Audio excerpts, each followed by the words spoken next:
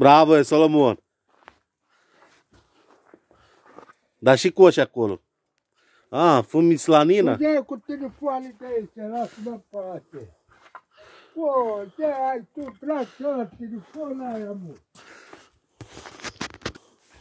Lasă-mă pace. E la joaia coșul acum, se filmează. El are post mult, are 50.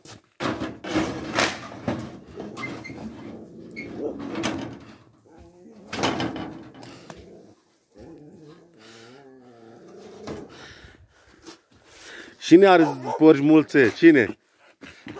Cine are? Matu are 50 de porci.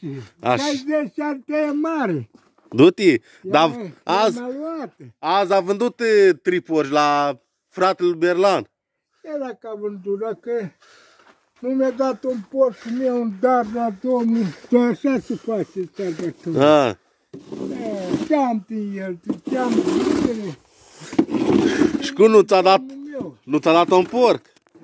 Zilele ăla meu, ăla de sus. Vai. Într-atâta porc, dă un puțel, de la mare. E bune.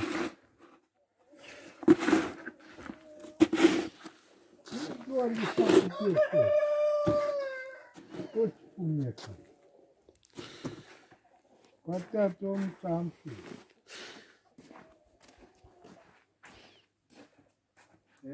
Da.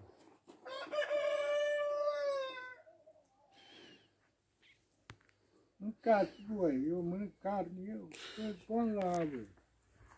Eu nu mănânc carne. De ce? O săptămână că nu mănânc carne. Nu mănânci? Ba.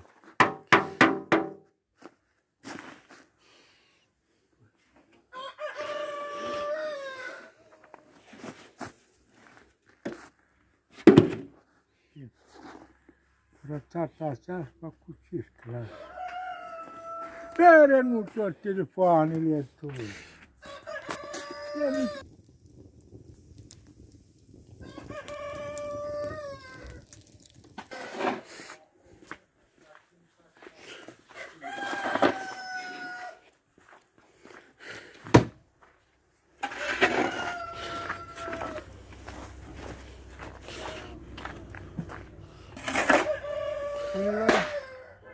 Gelele meu îmi pune caie cu care să apară. Dar eu plătesc toate la gelele. Dacă eu n-am avut, Vasile Mată.